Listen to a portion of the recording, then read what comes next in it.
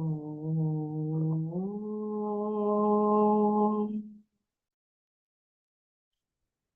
Om.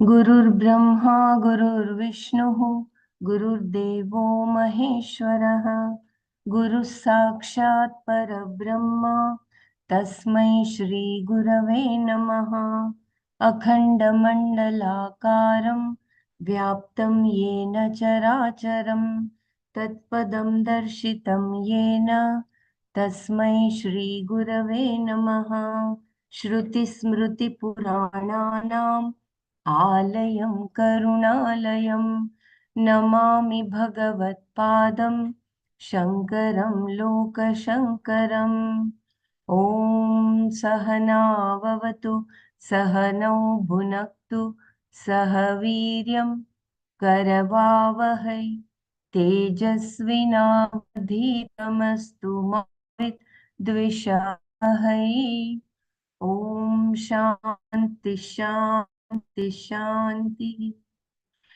नारायणं नमस्कृत्य नरं चैव नरोत्तमं देवीं सरस्वतीं व्यासं ततो जयमुदीरये ॐ श्रीकृष्ण परमात्मने नमः अथ Shrimad Bhagavad Gita kindly guide me which page I should begin from.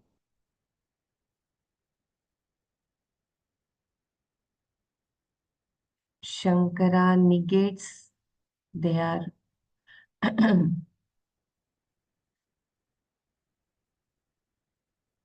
Can someone guide me, please?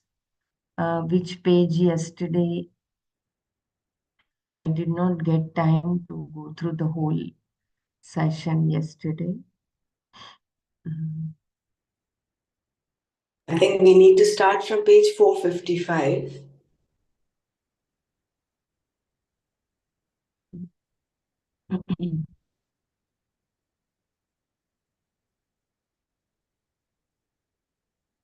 Shall I just read the headings of? Yeah, please do that. Yeah. Yeah. As the Purva Mimamsakas, and they all have the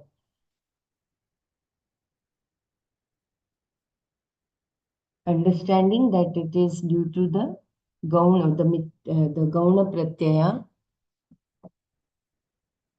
They know Atma is different from the body, and Shankaraji is arguing that it is Mithya Pratyaya, and it can be the samsara is resolved only by unfettered knowledge.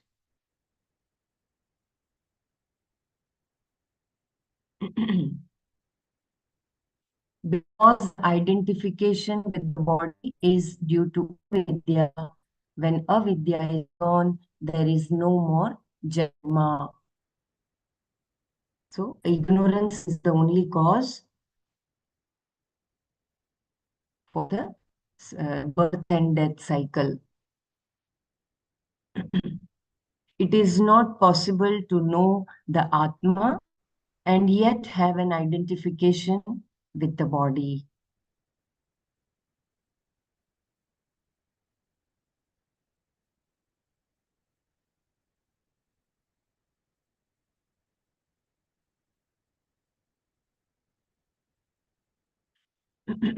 Just read this last previous paragraph. It is not possible to know the Atma and yet have an identification with the body. The point is, the removal of identification with the body is not physical. It is not experiential. It is purely cognitive. It is the elimination of a false notion, mithya pratyaya, that I am the body. This elimination is purely in the form of knowledge. You cannot say that you know the Atma Swarupa, and also say you have to do something to withdraw yourself from, to transcend the body mind sense complex. It is contradictory to say so. Atma stands transcended. Even when you see something, know some other object, the Atma stands transcended all the time from all your experiences. Nothing really touches Atma. Therefore, the removal of the identification with the body is accomplished by knowledge, because the identification is due to ignorance. The removal is not physical, it is removal of mithya pratyaya alone. Otherwise, there is no possibility of getting away from this body. If you get away from this body, you will identify with another body and travel. This will continue forever until the mithya pratyaya falls apart. And like any false notion, that will not go unless knowledge takes place, because the false notion is ignorance. Therefore, the complete resolution of samsara is possible when there is certainty of knowledge. Shankara gives an example to show how it is not possible to say that you know the Atma and yet have an identification with the body, etc.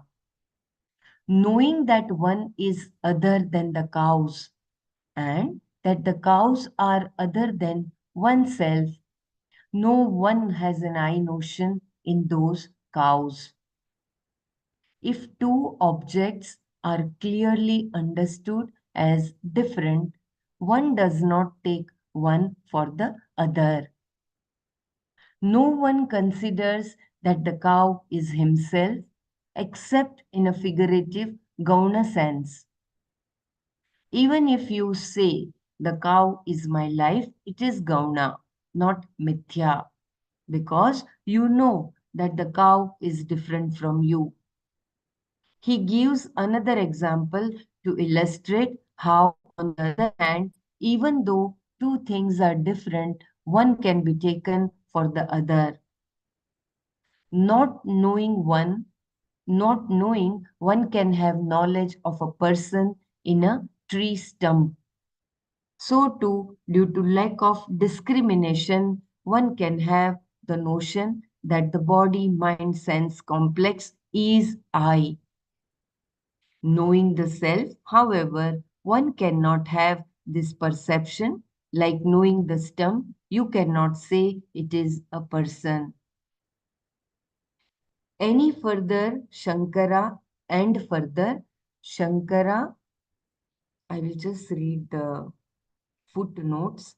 Nahi loke gavadipyah anyah aham mattasya अन्ये गवादयः इति जानन् तेषु अहम् इति प्रत्ययं मन्यते कश्चित् अजानन्तु स्थाणु पुरुषविज्ञानपद अविवेकतः देहादिसङ्घाते कुर्यात् अहमिति प्रत्ययं न विवेकतः जानन्. And further, Shankara sums up the negation of the Gauna argument of the Purva Pakshi by saying the I notion in the sun that you talked about by quoting the Shruti Atmai Atmavai Putra Namasi is Gauna, because it is based on the Janya Janaka Sambandha between the father and the son. There is a footnote. The son is born of the father. Therefore, the father is called the Janaka and the son is the Jananya. And the relationship that they share is called Janya Janaka Sambandha. So I read once again. And further, Shankara sums up the negation of the Gauna argument of the Purva Pakshi by saying the I notion in the sun that you talked about by quoting the Shruti Atma by Putra Namasi is Gauna because it is based on the Janya Janaka Sambandha between the father and the son. That is why what is done by the Gauna Atma cannot be of any benefit to the Mukhya Atma. That is, the son cannot eat for the father. This is like how the Gauna lion and the Agni, the student who is compared to the lion and Agni, cannot do what the real lion and Agni can do. Therefore, the I notion in the body mind sense complex can only be due to mithya pratyaya and not gauna pratyaya.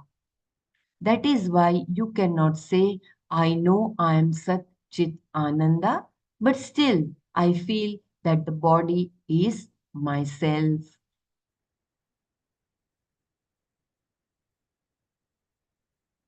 So you cannot have the recognition of your Swarupa and you can still continue with the body association that I am the body and then I am happy, I am unhappy, whatever it is, in spite of knowing your real Swarupa, which is Sat Chit Ananda.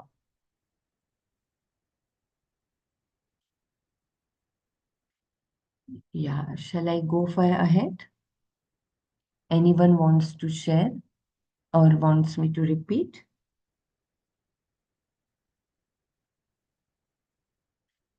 Okay. When a Jnani says, I am a human being, it is figurative. If you know you are Sat Chit Ananda, you are Sat Chit Ananda. You can never mistake yourself for the body, etc. Even though a wise person, Jnani, sometimes may say things like, I am a human being, Manusyoham, but that is purely Gauna. Sat Chit Ananda is not a human being. And when you know both things very well, that is, you are Sat Chit Ananda, and that Sat Chit Ananda is not a human being. And then say Manusyoham. It is purely a figure of speech, Gauna. When a wise person says, I go, he is not saying that Sat Chit Ananda goes. Who is the one who goes? It is the body that goes, and there is a sublated badhita identification. If the nature of the self is understood, there is no question of having the I sense in the body mind sense complex.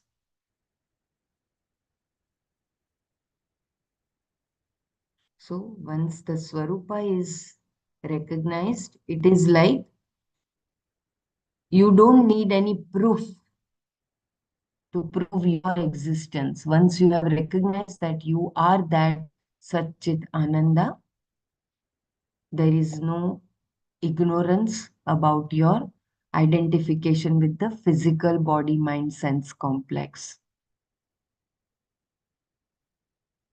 All the badhitas are sublated.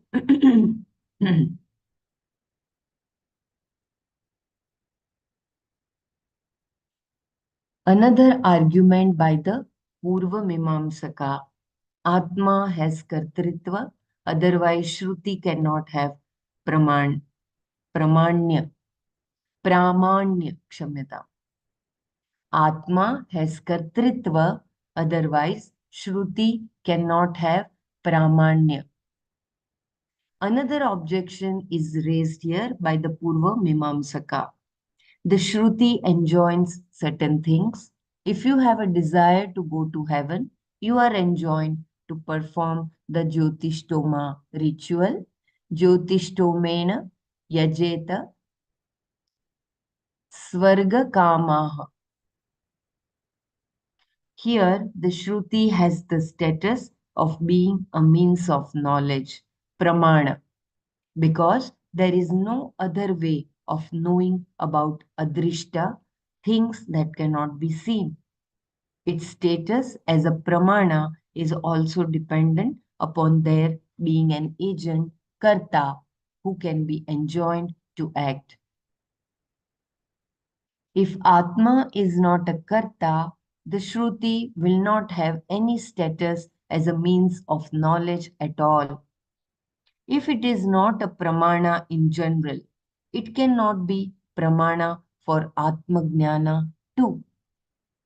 It will not be a valid means of knowledge at all because the Shruti addresses a karta. And if there is no karta, the whole statement Jyotishtomena yajeta and others like that become meaningless. It is like my addressing an audience which does not exist. Similarly, if the Atma is not a karta and the Shruti says Jyotishtomena yajeta, there is nobody to listen.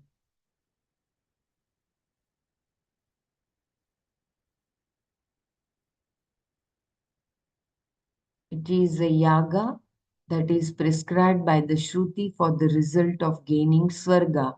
Swarga kamo jyotishto mena yajet.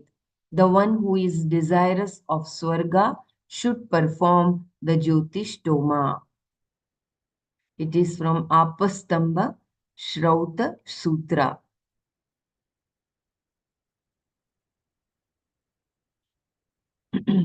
So this is again a Purva Mimamsaka's argument that when the Shruti is addressing that it has to be, if you want Swarga, then you perform this. Then it is, if there is nobody to address, then whom it is for? It is only Atma as a Karta, it is addressing, that's what Purva Mimamsakas are arguing. Therefore, Atma gets karmas done through the body, the Gauna Atma.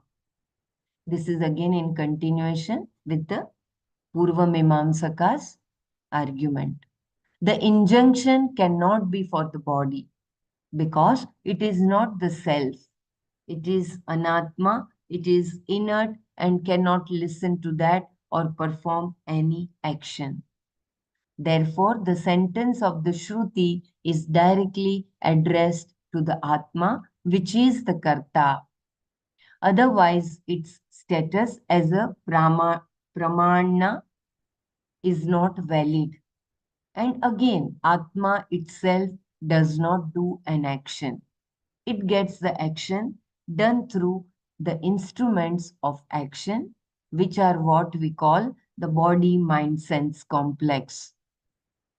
Therefore, the one who wants to go to heaven, for instance, performed the Jyotishtoma ritual by means of the figurative self, the body, etc. Even though they are known to be different, there is a connection between the two in that the body, etc., belongs to the self. Therefore, the body becomes figuratively the self, Gauna Atma. The primary self, Mukhya Atma, gets things done through its instrument. The secondary self, Gauna Atma, oh, I'm sorry, I repeat once again. Therefore, the body becomes figuratively the self, Gauna Atma. The primary self, Mukhya Atma, gets things done through its instrument. The secondary self, Gauna Atma. What is to be done by the Atma is done by the body and senses, which are then secondarily the self. So again here they are saying that the primary self is the Mukhya Atma and the secondary self, Gauna Atma. Through that, they get the things done. Whatever rituals are performed, They know that Atma and body are different, but Atma performs with the help of the instruments that they are the body, mind, sense complex.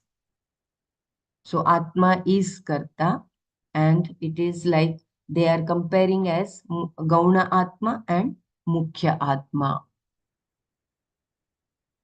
So still they continue to claim that Atma is Karta.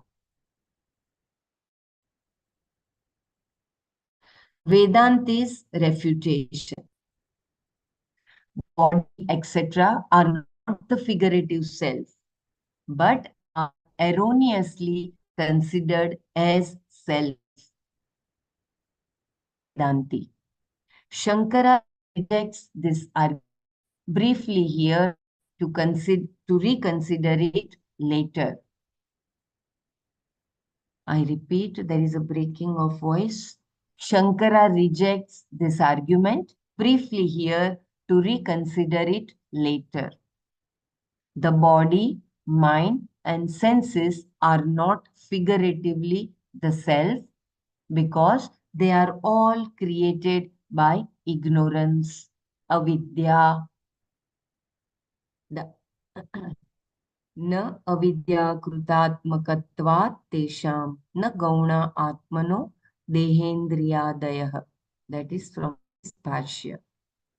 The I notion in the body, etc., is not figurative but false, mithya, and is very real as long as one does not know that it is mithya. Otherwise, nobody would be sad just because a figurative self, Gauna Atma, is fat or old. These things are problematic because the I is nothing but the body mind sense complex. Anything that is happening to it is happening to me. This is not Gauna Pratyaya, it is Mithya Pratyaya. The person who is blind, deaf, or mute thinks I am blind, I am deaf, etc. It is all real for that person. If the real self, Mukhya Atma, is different, these problems will not be there. Thus, the whole thing is a false notion. It is all due to ignorance, avidya. What the Purva Mimamsaka wants to prove is that one cannot say that Atma is not an agent. That is, one cannot say that Atma is a karta.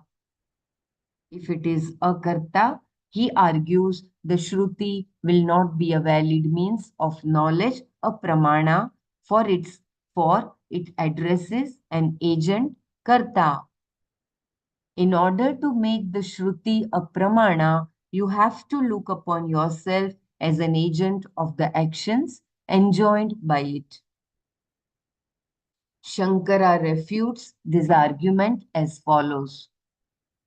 What is done by the body is looked upon as done only by you. There is no separation between the doer and the body because both of them are viewed as one and the same. If the Atma is entirely independent of the body, etc., there will not be this feeling, I perform this action. Since one has this sense, the body senses, mind, and Atma have all become one and the same, and is not possible, Shankara says, unless you have a false notion, mithya pratyaya, about yourself. If you understand the difference between the real self, Mukhya Atma, and the secondary self, Gauna Atma, you can never feel that you are the agent Karta. But that is not the fact. Everyone feels I am a mortal, I am a human being, I am unhappy. In this, there is no doubt. That being so, the body, etc., are not looked upon as Atma in a Gauna secondary sense, but in a Mukhya primary sense.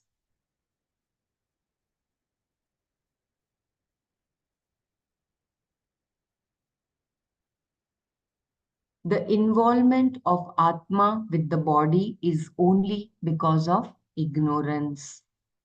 How does this happen? By false identification alone. The Atma is absolutely uninvolved in anything. It is purely in the form of consciousness and cannot get involved with anything because it does not have any features. Water can join milk because both have certain properties. But if there is one thing with no property at all and another thing that has a form, a property, how can both of them join? It is something like putting some bolts and rivets on space. How will you do that? Similarly, how can the Atma, which is featureless consciousness, get involved with a body which is so tangible? This can only happen through a false notion, mithya pratyaya, that will accomplish everything. It can turn a rope into a snake. It can turn the conscious into the inert. It can even turn the conscious into the inert. The I, having the status of being connected to the body, mind, and senses, is all because of mithya pratyaya. How do we know? Katham tarhi, when that mithya pratyaya is not present, there is no false sense in any of these. And when it is present, those notions are there. Mithya pratyayena eva asangasya atmanah sangatya atmatvam apadyate. Can you repeat the previous few lines? Yeah. The involvement of Atma with the body is only because of ignorance. How does this happen? By false identification alone. The Atma is absolutely uninvolved in anything. It is purely in the form of consciousness and cannot get involved with anything because it does not have any features. Water can join milk because both have certain properties. But if there is one thing with no property at all and another thing that has a form, a property, how can both of them join? It is something like putting some bolts and rivets on space. How will you do that?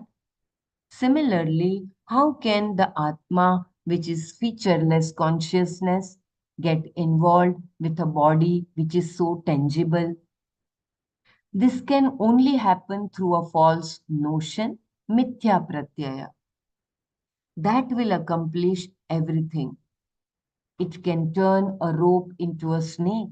It can even turn the conscious into the inert.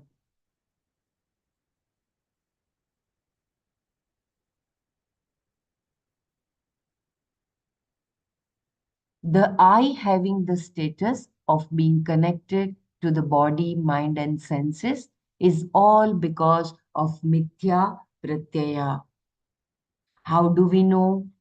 When that mithya pratyaya is not present, there is no false I sense in any of these. And when it is present, those notions are there. In sleep, for instance, there is no false cognition because there is no cognition at all. Even in waking, there is no false notion of being the body, etc., at a moment when you are happy. Because in a moment of happiness, there is total resolution of the mithya pratyaya for the time being, and therefore no identification with the body mind sense complex. Also, when there is knowledge of the self, there is no mistake of this kind. Therefore, the Gnani does not have an identification with the body mind sense complex. Thus, we see that when one is there, the other is there. One is not there, the other is not there.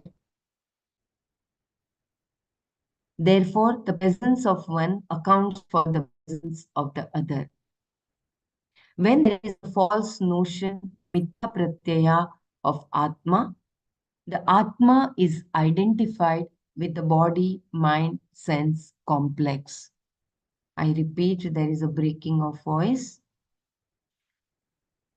Therefore, the Gnani does not have an identification with the body, mind, sense complex. Thus, we see that when one is there, the other is there. One is not there, the other is not there.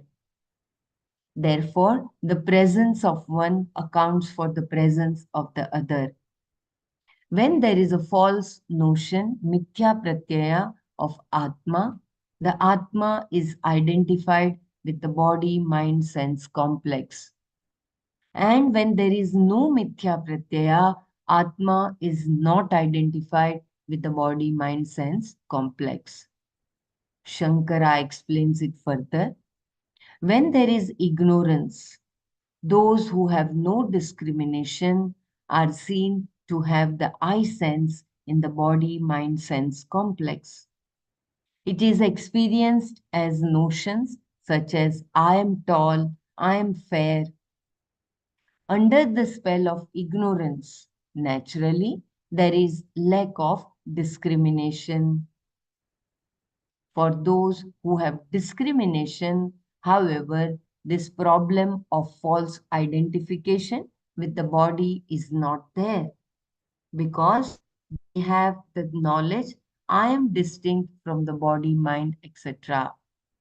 Previously, they also had the same problem, which is why they became mumukshus and began studying the Shastra.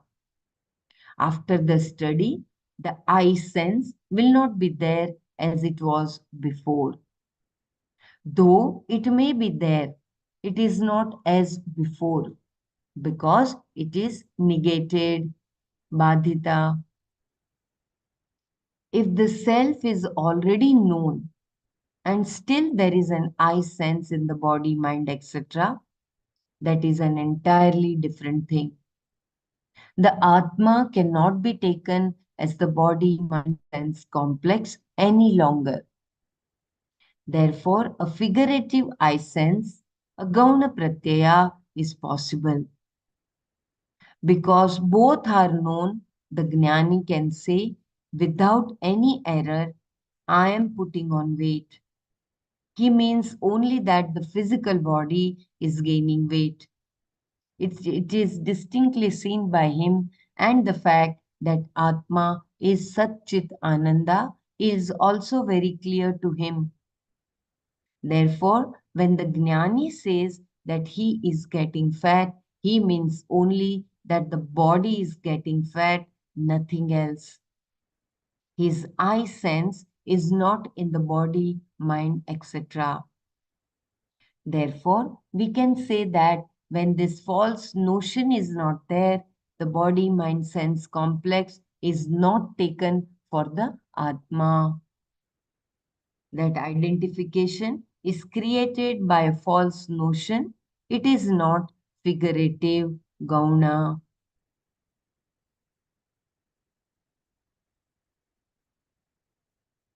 So again, he is confirming that it is only due to mithya pratyaya there is an identification of Atma with the body mind sense complex.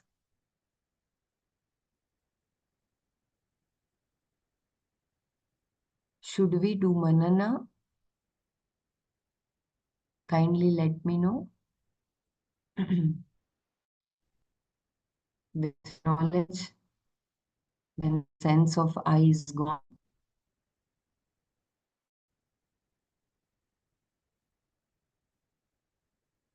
when you know that the whole existence is nothing but yourself, then the kartritva also goes away. Who is doing, not doing, for what he is doing, that's completely gone. You only share your understanding very beautifully. According to the Shastra, um, according to the Purva Mimamsaka, the Shastra is addressing the Atma, and he, of course, considers Atma as the Gauna Pratyaya.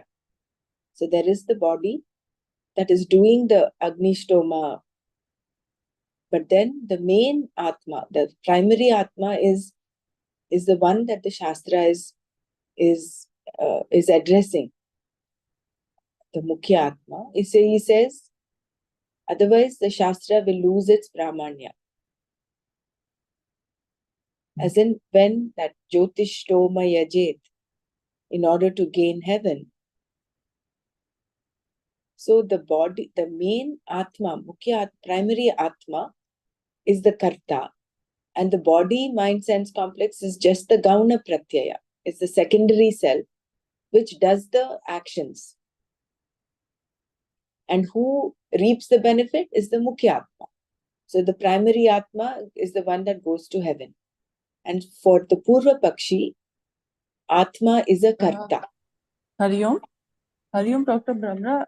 Is it I am hearing very feeble voice, or is everyone is hearing? I just can't hear. Like it's so. No, it is coming clear, from a Dr. distance. Savita. I am in full Okay, volume. I'll rejoin again. Okay, maybe some problem. Okay.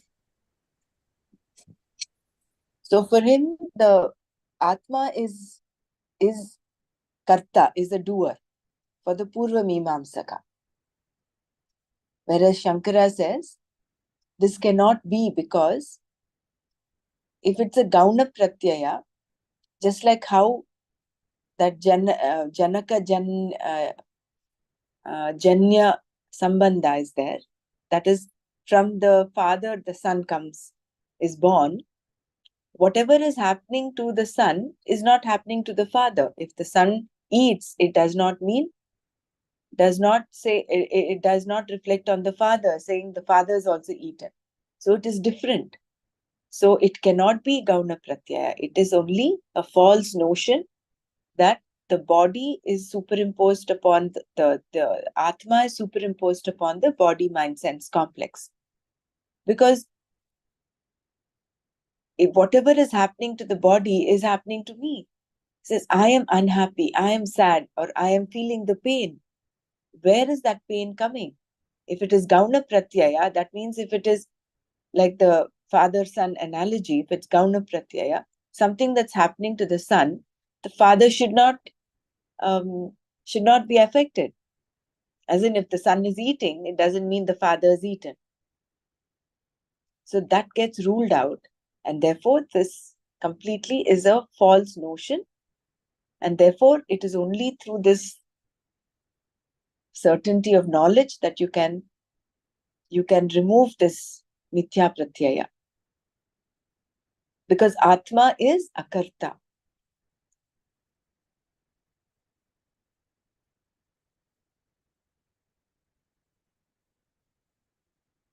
So the agent also, look, please go ahead. No, just wanted to bring to the notice that example, like when there are two similar objects, they are when thought of, they can be with attributes, they can be combined. But when Atma, which has no attribute, and the body, which has all the attributes, which keeps on changing, which keeps on decaying, you cannot have the comparison. It is like the example was given in the space. You cannot lock, you cannot have fixed nut and bolt to fix. Similarly, the screen on the film, you cannot uh, put a one scene and you cannot lock that. So there is no comparison of Atma and the body. One is infinite and one is finite. Very good. Perfect. That's such a beautiful perspective that Swami Yes. Shankara gives regarding how you can not compare two different things. It's very, Or very the beautiful. the nearest we can say is just the space and all the objects, including your own body also. That makes little bit means tangible understanding. Maximum space and body. How the space is through and through. Little bit, at least for our understanding, this can be done. Maybe, I don't know. Please explain, Brahmaraji.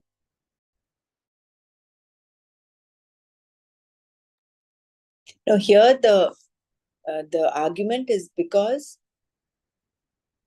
the Purva Mimamsaka says the Atma and the notion that Atma and the body are different are like the Gauna Pratyaya.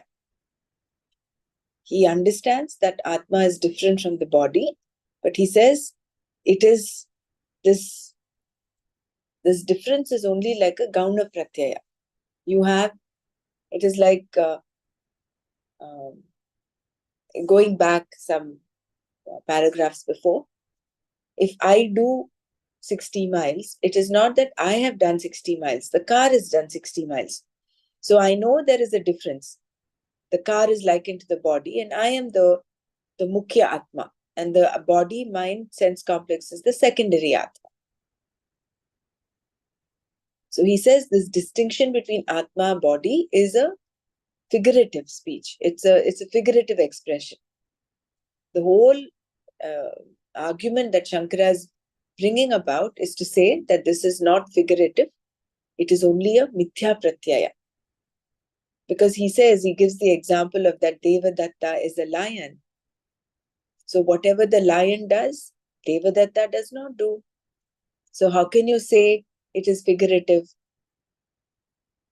So with respect to Atma and the body, whatever is happening to the body, the Atma, the I, is able to experience. And who is that I? That I that we experience is only because of the false notion that I identify myself with this body. It is not a figurative expression. If it's figurative, it will be like the nuts and bolts in space. The body is likened to the nuts and bolts, and space is likened to Atma. So you cannot have a relationship between these two. They're miles apart. Similarly, Atma is eternal, is Satchit Ananda. When you're saying Atma is Satchit Ananda, how can you say that the body is the second body mind sense complex is the secondary as? It's a figurative speech. So that notion can go only with knowledge. Whereas the Purva Pakshi, if you remember, says his contention is only by doing karma can you get out, can you have moksha. Says you go on doing your nitya karma, naimittika karma, and you avoid doing the pratisiddha karma, then you're not accruing any papa or punya, and therefore at the end you will gain moksha. From there, the train of thought went on to saying, Atma, who is the one who is going to go to heaven? Then he says, I know the Atma and the body are different. And therefore, all that whole train of thought comes in. The Gauna Pratyaya and the Mithya Pratyaya.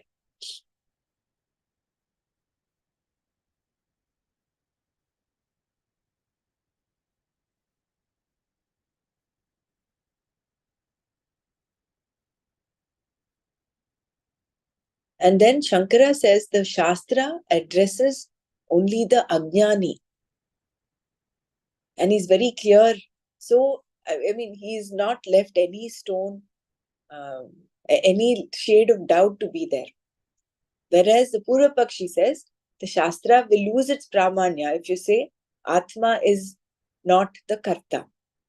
According to the Purva Mimamsaka, the Shastra is meant for the doer is Atma. That Agnishtoma, whatever homas, yajnas are there, it is addressing the Atma. And therefore Atma is a Karta. Body is only an agent. Whereas Shankara says the Shastra is right, is of course giving all these rituals. But who is it addressing? It is not addressing the Jnani, because Jnani is actionless. It is only addressing the Ajnani, who needs to come out of this samsara cycle.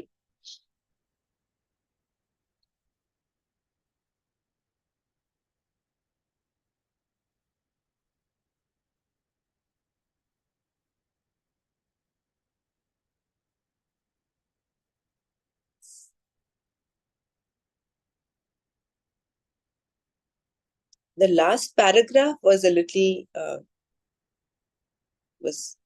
going above. Maybe I can read that last paragraph one more time. And anybody else to share, please go ahead.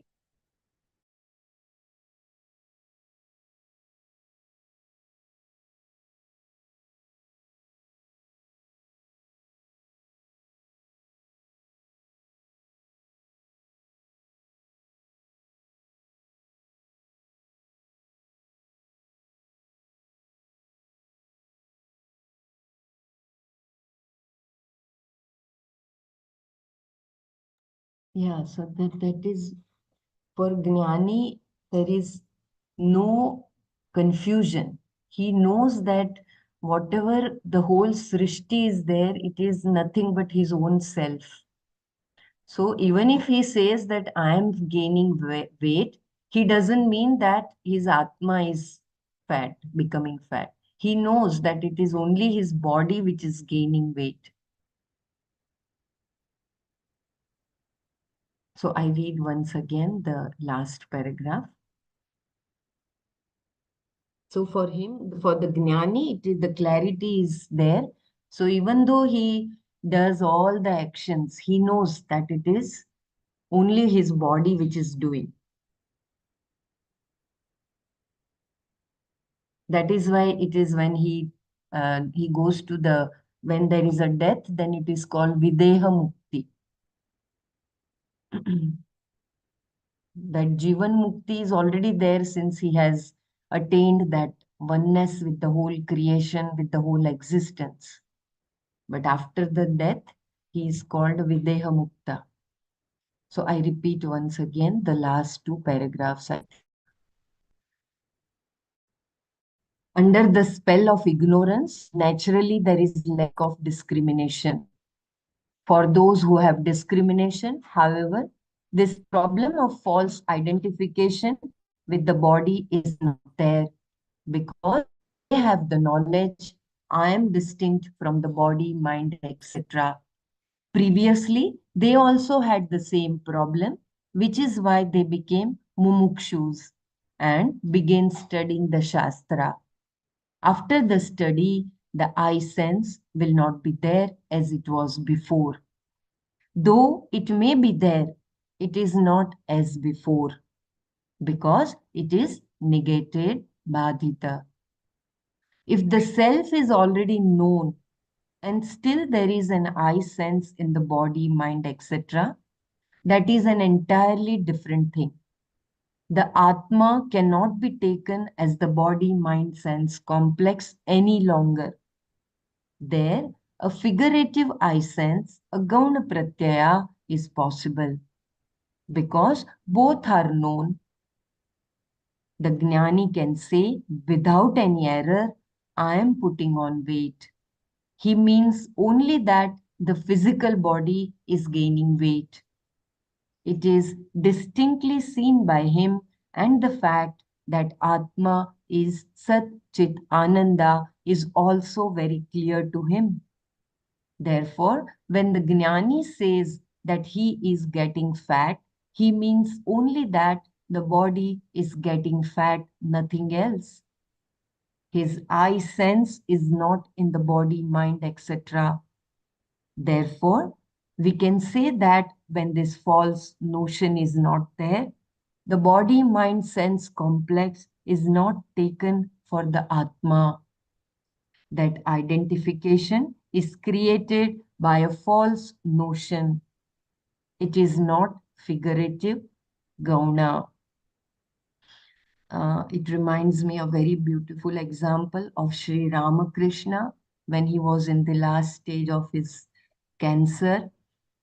He had he was going through extreme pain, and one of his devotee he came to he met him, and then he asked him, how are you? And he said, it's very painful.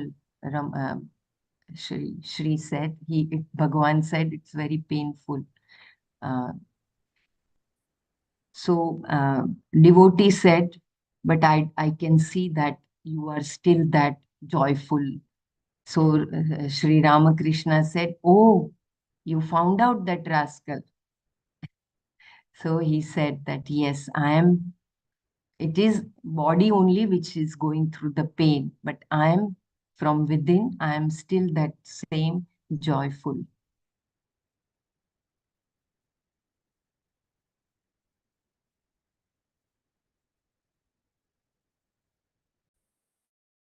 Yeah, please share if anyone wants to share or repeat.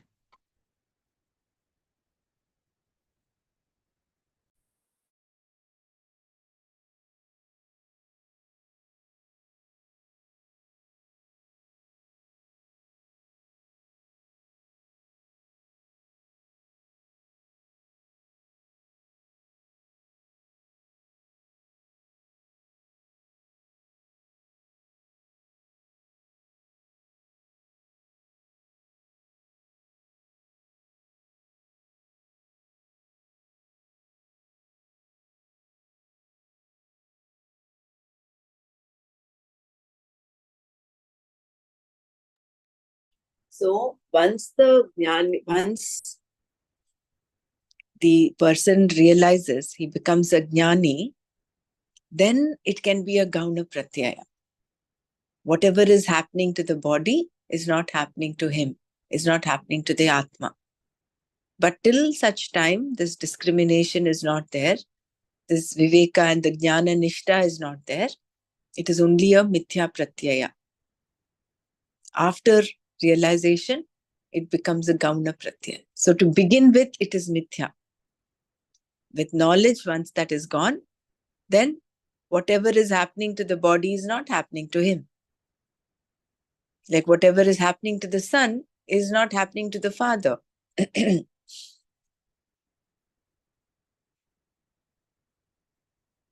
So that Pashyan, Shrinvan, Sprishan, Jigran, Ashnan, Gachan, Swapan, Swashan. So everything is happening with the body, mind, sense complex, but he is untouched.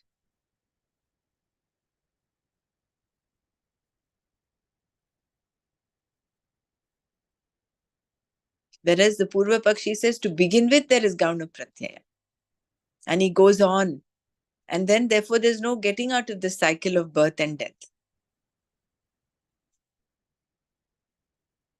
But with knowledge, with the sword of knowledge, once you realize that that tree is a tree and not, it is not a man, you realize that that stump is a stump and not a man,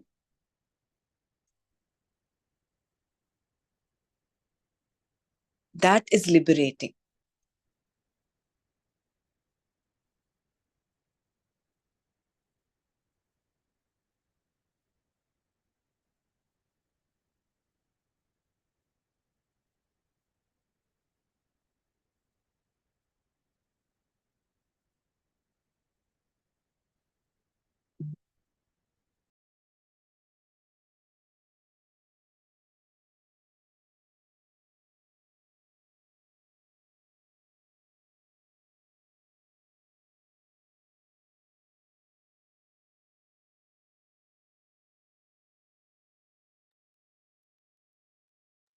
So this knowledge is so liberating, and we should not have that once again the sansaric complaints.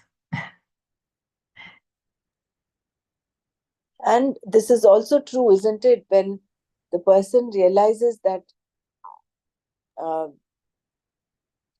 what is initially you're saying I am miserable, the body is miserable, and therefore I am miserable.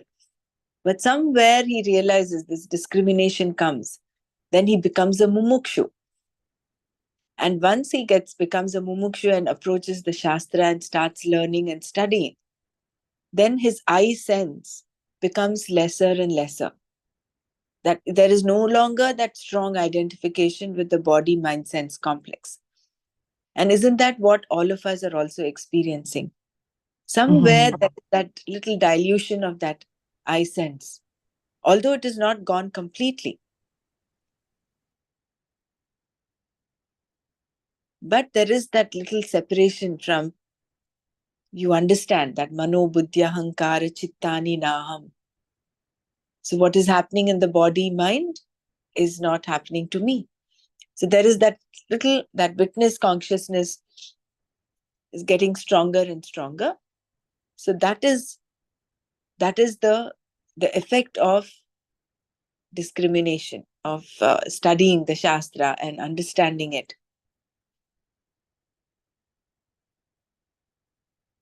Otherwise, if you look at, talking of myself, if I look at myself, say 20 or 30 years ago, where I did not have this knowledge of the Atma, Manas, Buddhi, Ahankara, or the Tattva Bodh, Atma Bodh, whatever is happening to the body is happening to me, and I'm so strong. I was so involved. I mean, there was no way out going through that misery. But now there is that little realization. Hey, listen, I'm going through this, but who is the one who's suffering?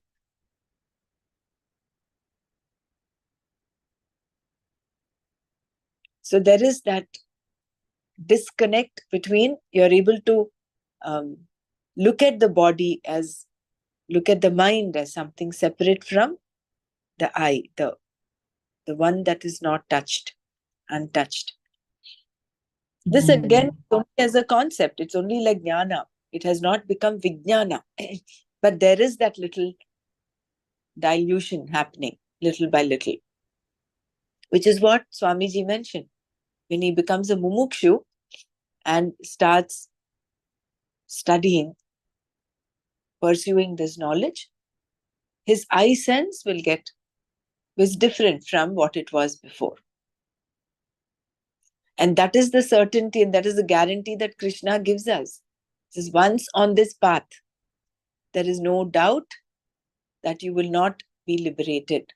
Sooner or later, when that happens, that is up to so many factors. But for sure, one will be liberated.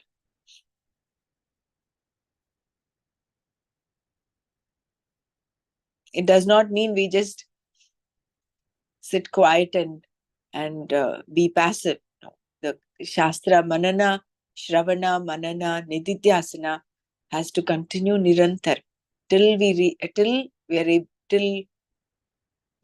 that liberation.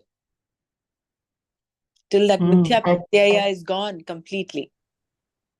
That nishayatmika buddhi, till it is established that whatever the Vedanta Guru is saying is the only thing.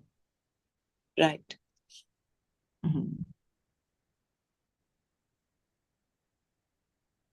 And for that, we require Shraddha in the Shastra. So it is so important. Shraddhavan labhate jnanam tatpara samyatendriya. And jnanam labdhva param shantim achirena digacchati. So it's as simple as bringing in light into a dark room. How long does it take for that darkness to dissolve? It's instantaneous. But in order for us to get to that state, a lot of cleansing is required. cleansing of the inner equipment.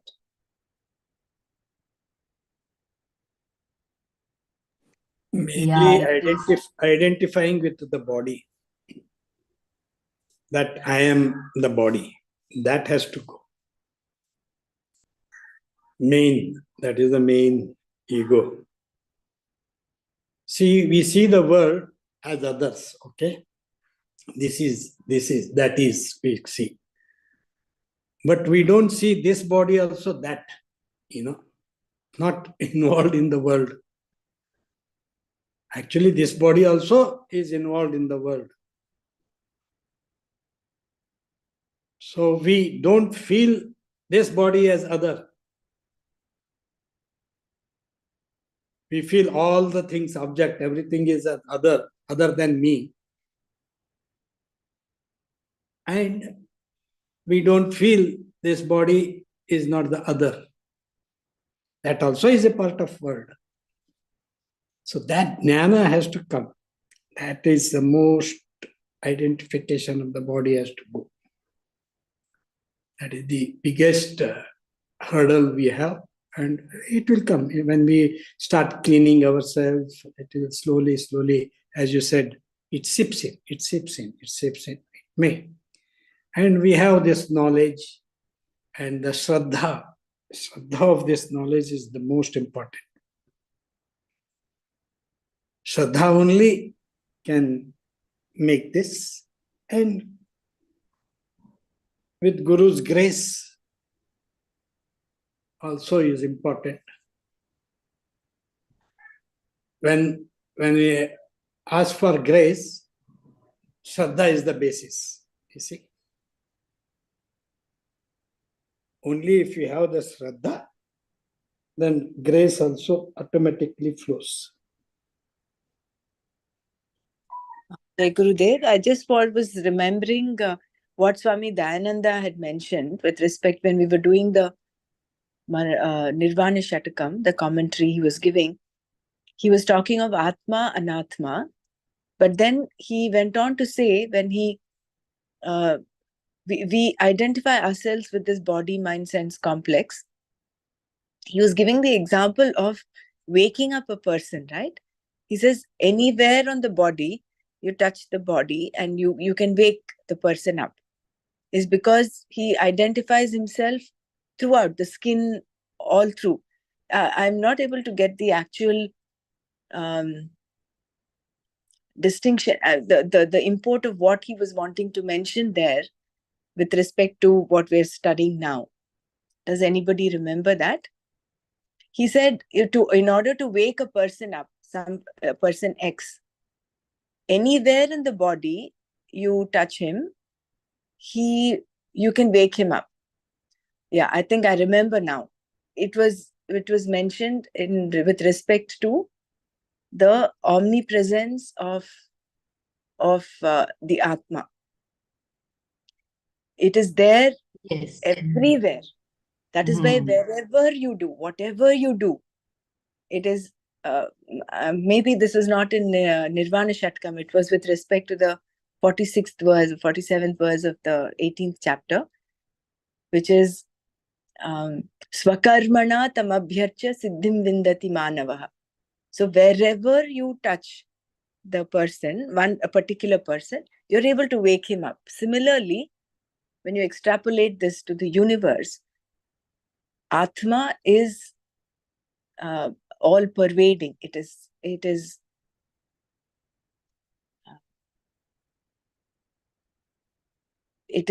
so whatever you do, it is like you are propitiating the divine. You are worshipping the divine. Yeah, I think I got this. I got a little confused. I thought it was with respect to the Atma, Anatma, but it was with respect to the omnipresence of the divine. Yes, very beautiful. That Very is good. Atma only, no? Mm. It is everywhere. That's why Gurudev feels, no, if somewhere lot of killings or pain is happening, he can sense it because of his expanded identity consciousness. You Same, just no? remember him, he feels it. Not only Yes. we. That is what. How we But have limited that, ourselves with the body Hmm. consciousness. That's where anywhere we touch the body, we can feel it. Same way, Gurudev has expanded himself so that anyone remembers him, he can feel that. Am I right? Yeah. Because you have become also you have shut down um, you have become the clean and you are merging with that. So wherever you touch, he is there. Sakshi Bhava. Ekam Nityam Vimalam Achalam. Sarvadi Sakshi Bhuktam.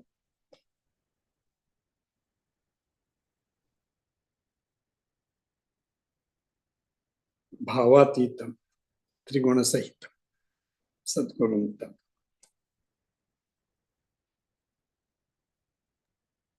Initially, it used to look like a miracle. How can he come to know? How can he feel? How can he read our minds? Really, it used to feel like magical.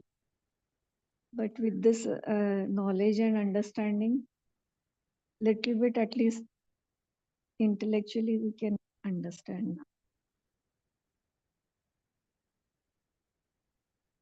And we also sometimes feel very close our volunteers if they are going through some difficulty or if they remember us. We also telepathically we feel that, no? Because you have We expanded somewhere, your consciousness. little bit at least. Sometimes we, by fluke or something, we get access to that expanded No, consciousness. you are doing daily Kriya. This, it will, sure. But again, Maya will come and makes us Back limited. to square one. Back to square one. Again, come back. That's what it is.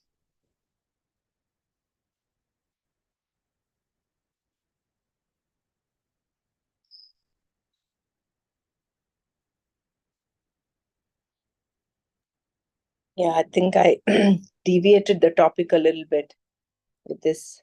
Yena No, sarvam but that is bandhata there. That is there. It's no, swakarmana tamabhyarcha siddhim vindati manavaha. Yeah.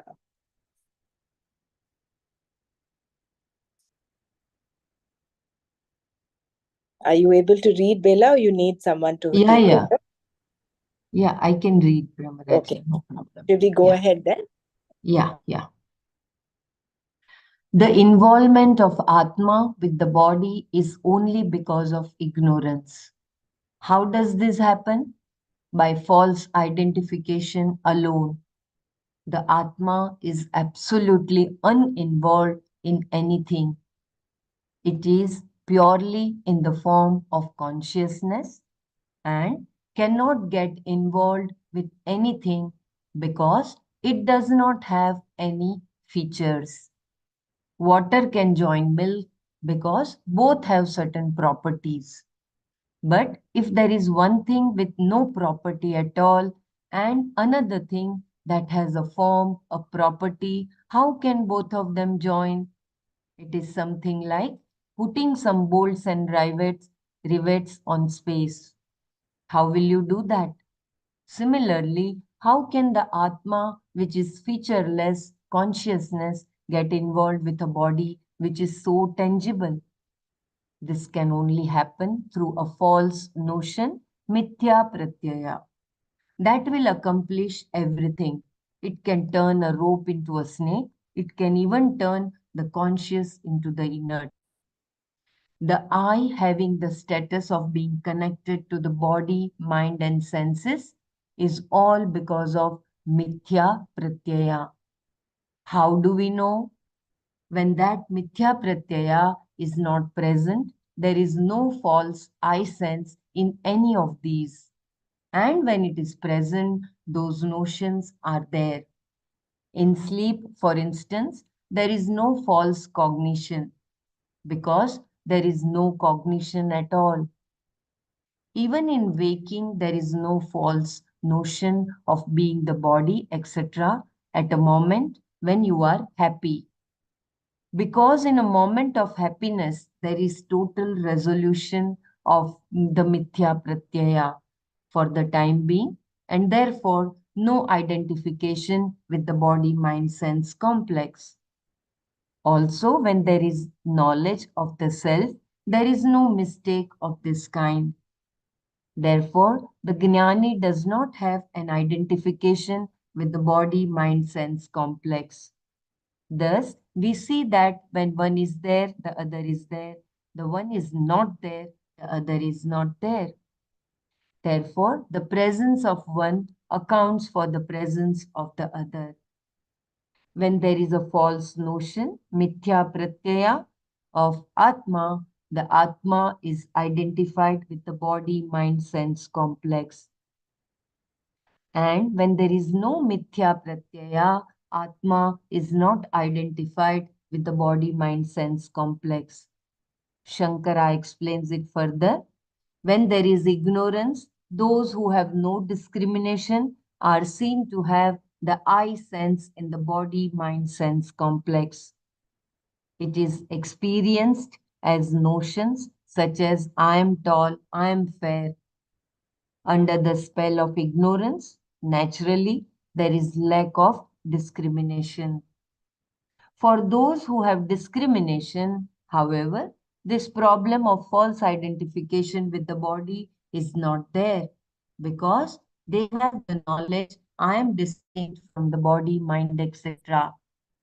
Previously, they also had the same problem, which is why they became mukshus and began studying the Shastra.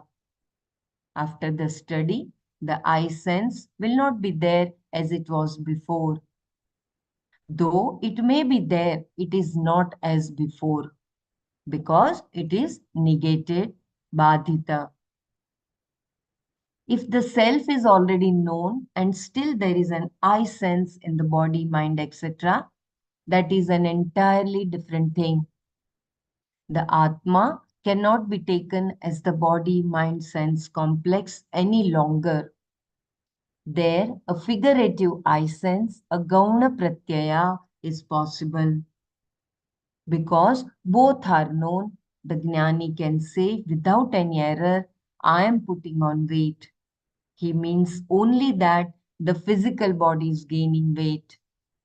It is distinctly seen by him, and the fact that Atma is Sat Chit Ananda is also very clear to him. Therefore, when the Gnani says that he is getting fat, he means only that the body is getting fat, nothing else. His I sense is not in the body, mind, etc.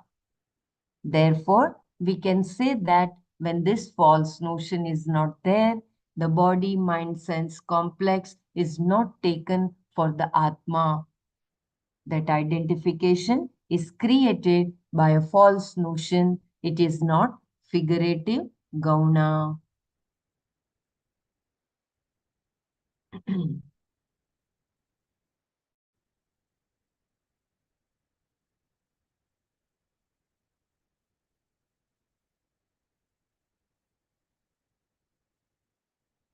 The common and uncommon features are clear in a gauna pratyaya, but not in mithya pratyaya. In a gauna pratyaya, the particular and the general attributes, the difference and the similarity are separately understood. It is very well known, for instance, that Devadatta is a human being, not a lion. When we say that Devadatta is a lion, we are not pointing out a lion, but a human being. You recognize Devadatta as a human being, and you also recognize the lion as a lion.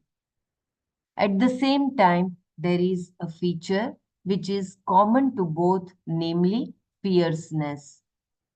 In Devadatta, you see a fierceness that is also seen in a lion. When I say that he is a lion, you do not go behind him to find out whether he has a tail or not, or look for a mane. You look for some other feature that resembles a certain quality of the lion. The particular feature of courage or fierceness of the lion is found in the person. It is seen in both Devadatta and the lion. Then alone can you say that Devadatta is a lion. When we say that the student is fire, we understand what is fire and what is a student. There is no confusion there. Both are known very clearly. The distinguishing feature, color, that is common to both is also very clear. Similarly, when we say that someone is a black sheep, nobody thinks that he is either black or a sheep. We know very well that he is a human being. These are all figurative expressions, gauna pratyayas. Both the difference between the two and the feature that is common to both are very clearly known. If these are not clearly known, we cannot say it is a gauna pratyaya, a figurative expression. It is rather a false notion, mithya pratyaya. If there is no clear understanding of the body and the Atma as two distinct things, it is an error, mithya pratyaya. In other words, you must understand the two things as two things, Anatma as Anatma and Atma as Atma. I repeat this important line. If there is no clear understanding of the body and the Atma as two distinct things, it is an error, mithya pratyaya. In other words, you must understand the two things as two things, Anatma as Anatma and Atma as Atma. We are not talking about the ontological status of Atma and Anatma here. We are only seeing the distinction between the two. If you ask me what the relationship is between Atma and Anatma in terms of reality, I would say that they are not two different things like table and chair. The table can be there without chair and the chair can be there without table. Here, however, though Atma can be there without Anatma, the Anatma does not exist without Atma. I repeat, the table can be there without chair and the chair can be there without table. Here, however, though Atma can be there without Anatma, the Anatma does not exist without Atma. That is the ontological relationship between Atma and Anatma. Now, however, we are talking purely of the properties of Atma and Anatma. If Atma is understood and the properties of Anatma are understood to belong to Anatma, there is no problem. Then, if one says, I am fat, it can be gauna, figurative. But if it is not understood, it is a mithya pratyaya, a false notion, like the rope being mistaken for a snake. That is not gauna, because you are jumping for the snake, not for the rope. Purva Pakshi. Wow, so very beautiful. I think I'll read once again. It is very, very nice. Please pay attention. If there is no clear understanding of the body and the Atma as two distinct things, it is an error, mithya pratyaya. In other words, you must understand the two things as two things. Anatma as Anatma and Atma as Atma. We are not talking about the ontological status of Atma and Anatma here. We are only seeing the distinction between the two. If you ask me what the relationship is between Atma and the Anatma in terms of reality, I would say that they are not two different things like table and chair. The table can be there without chair and the chair can be there without table. Here, however, though Atma can be there without Anatma, the Anatma does not exist without Atma. That is the ontological relationship between Atma and Anatma. Now, however, we are talking purely of the properties of Atma and Anatma. If Atma is understood and the properties of Anatma are understood to belong to Anatma, there is no problem. Then, if one says I am fat, it can be Gauna, figurative. But if it is not understood, it is a mithya pratyaya, a false notion, like the rope being mistaken for a snake. That is not Gauna, because you are jumping for the snake, not for the rope. Purva Pakshi.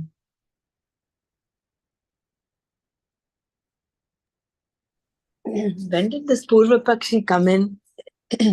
Only in the last sentence? Yeah. It is just think like so. as if he is telling them. Okay. He's just addressing the Purva Pakshi. Okay. Yes. Okay. This last line, So, it is just yeah. like this, the Hey, concluding he's saying, remark. hey, Purva Pakshi, this is what it is. Yes. That's what. And you Okay, are I was jumping thinking. for the snake, which is Right. just the rope. Right. Sambodhan, it is just. Right. Hey, Purva Pakshi. Because the last line was a little just listening and not reading, following the script. Yeah, I think we will repeat this tomorrow. It is Tomorrow very, right. yeah, from What I here wanted because, to share was, yeah. please go ahead, Bela. No, please go ahead, Brahmaraji. The thing was regarding the identification of the body, mind, sense, the Atma identifying with this. Momentarily, everybody goes through this non-identification. We did in deep sleep, number one, because we don't have the cognition of the body, mind there. We also go through this in moments of happiness, where you are so in the moment that you do not have identification with the body, mind, and sense. So I was just thinking about how beautifully and aptly Gurudev has named it as happiness program. And that's the whole gist of the art of living, is to live in the moment. So when we are living moment to moment, in the moment, we are in the moment, we cannot but identify ourselves with Atma. We are not at that point, we are not identifying with the body, mind, and sense. Because we're just joyful. The problem comes when we slip into the past or the future, and then it clings. When you think of the past, you cling to all the negativity that you've gone through, all the regret and everything. And then you go to the future, you are stuck in fear and anxiety. And again, you're getting back to the body, mind, sense identification. But when you're in the moment,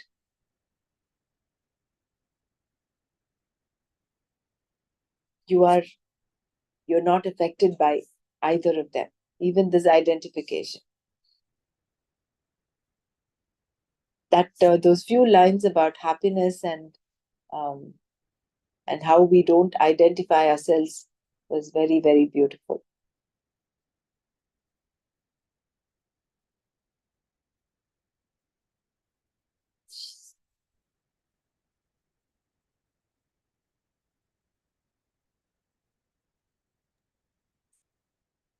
Shall we stop here, Brahmaraji? Yeah, we'll If stop. anyone, yeah, if anyone wants to do share something, please do share.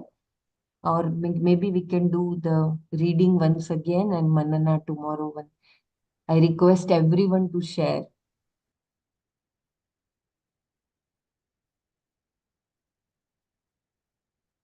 Om Loka Samasta Sukhino Bhavantu. Om Shanti Shanti Shanti. Om Tat Sat Shri Krishnarpanamastu. Jai Gurudev.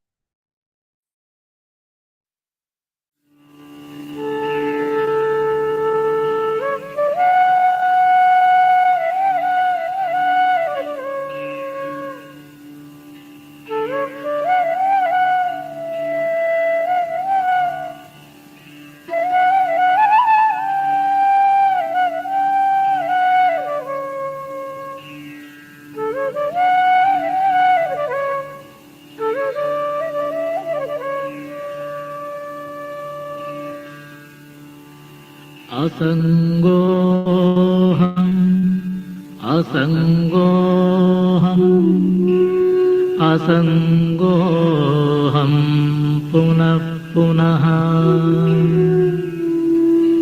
सच्चिदानन्दरूपोऽहम् अहमेवाहमव्ययः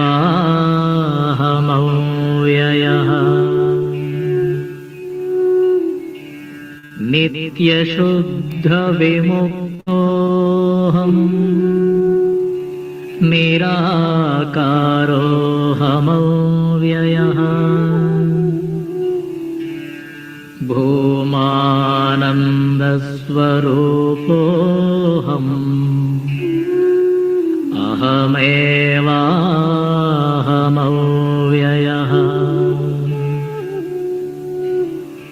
नित्योऽहं निरवध्योऽहम्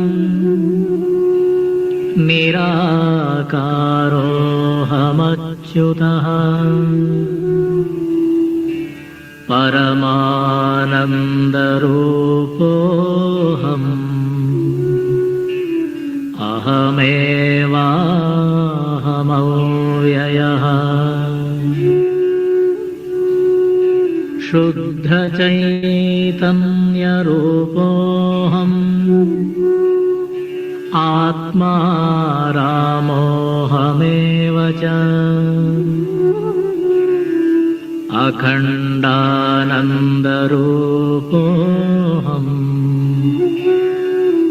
अहमेवाहमव्ययः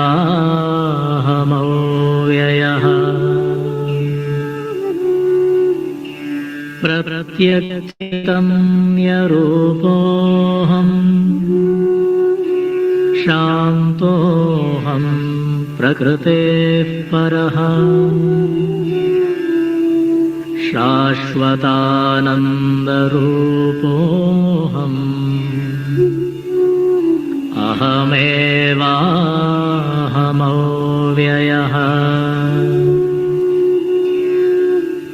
तत्त्वातीतपरात्माहम् मध्यातीतः परशिवः मायातीतपरञ्ज्योतिः अहमेवाहमव्ययः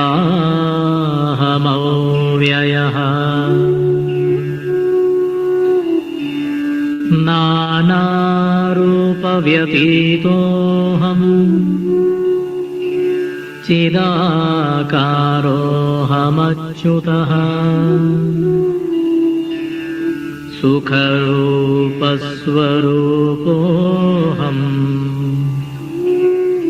अहमेवाहमव्ययः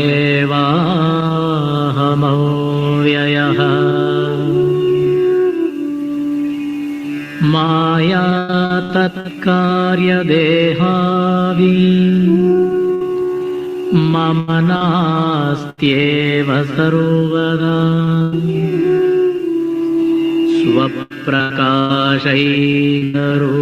स्वप्रकाशैकरूपोऽहम्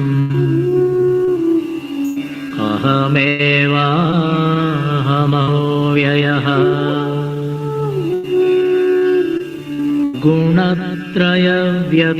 गुणत्रयव्यतीतोऽहम् ब्रह्मादीनां च साक्ष्यहम्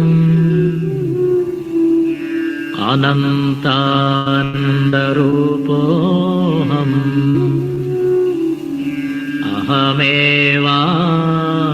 अहमेवाहमव्ययः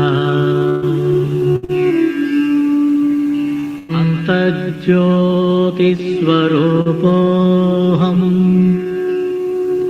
कूटस्थः सर्वगोऽस्म्यहम्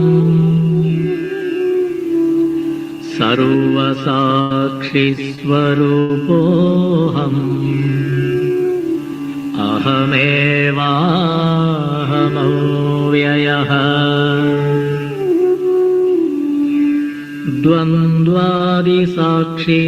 द्वन्द्वादिसाक्षिरूपोऽहम् अचलोऽहं सनातनः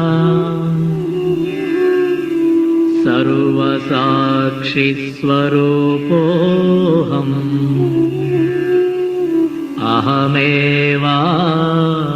अहमेवाहमव्ययः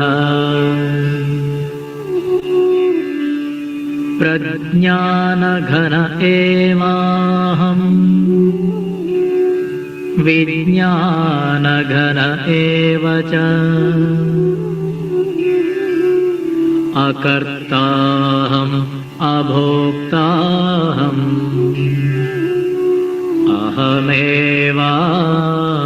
अहमेवाहमव्ययः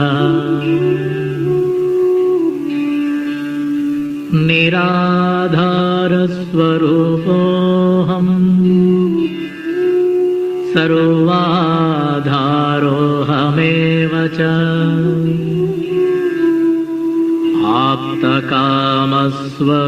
आप्तकामस्वरूपोऽहम्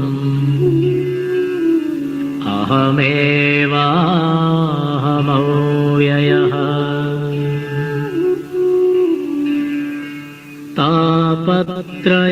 तापत्रयविनिर्मुक्तः देहत्रयविलक्षणः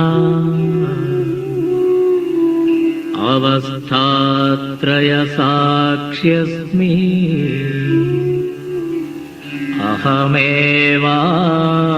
अहमेवाहमव्ययः दृश्यौ द्वौ पदार्थौ स्तः परविलक्षणौ दृग्ब्रह्मदृश्यं मायेति सर्ववेदान्तडिण्डिमः अहं साक्षीति यो विद्यात् विविच्यैवं पुनः पुनः स एव मुक्तः स विद्वान् इति वेदान्तडिण्डिमः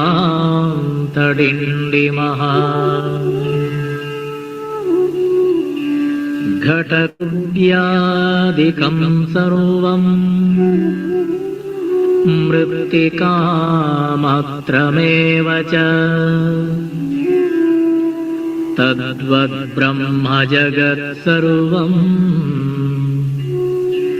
इति वेदान्तडिण्डिमः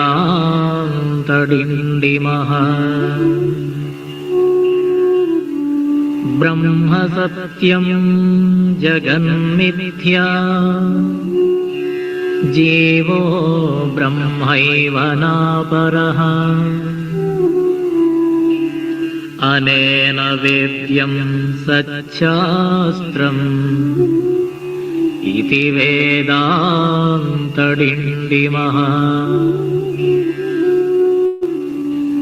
अन्तर्ज्योति बहिर्ज्योतिः प्रत्यग्ज्योतिः परात् परः ज्योतिज्योति स्वयं ज्योतिः आत्मज्योतिः शिवोऽस्म्यहम् ज्योतिज्योति स्वयं ज्योतिः आत्मज्योतिः शिवोऽस्म्यहम्